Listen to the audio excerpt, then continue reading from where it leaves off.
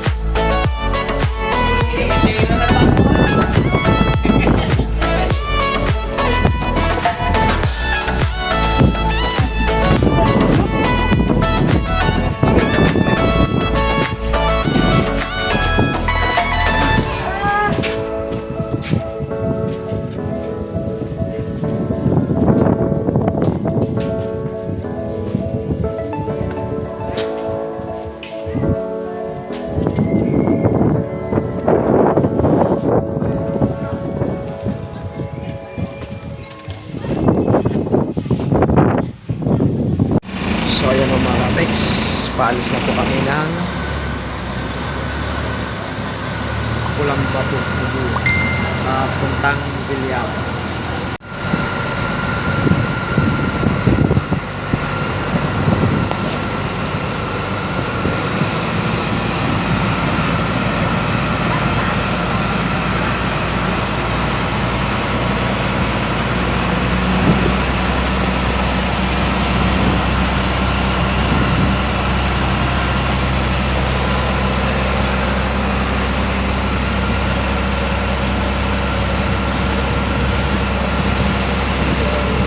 Buhom naman si Tacloban. Kain muna kami ni Ronald. Kasi alas 12 na. Kain lang muna kasi nagbiyabiyahe pa po kami. Mga ano pa to yung oras. Abot pa ito ng 3 oras yung biyahe namin papuntang Bilyaba.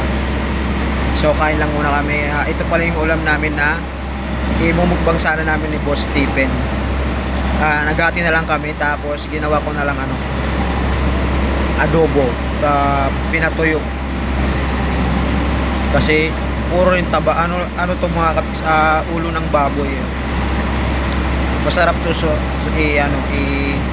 sisig. Ito po yung ginagawa nila, may timang na pagsisig,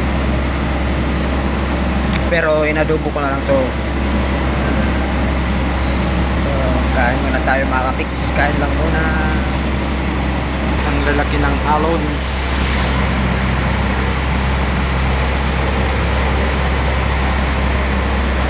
Gumewang-gewang yung yung work ko.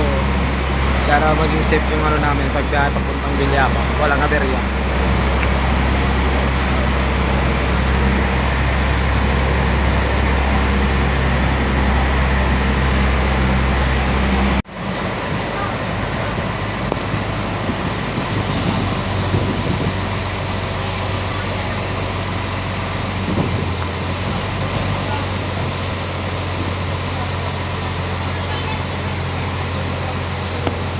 Kami sa Bilyaba at medyo nakatulog po kami ng so on the way naman po kami papuntang Tacloban.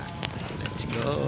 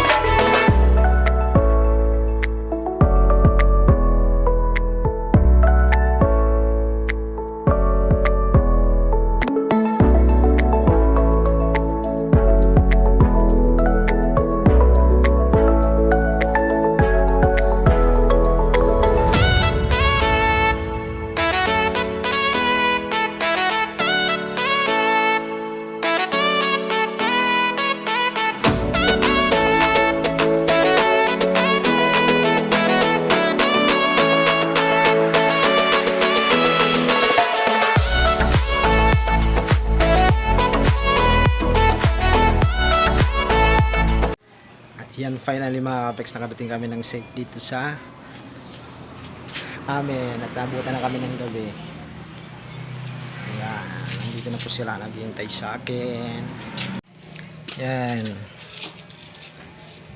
mga waiting sa akin. Hello.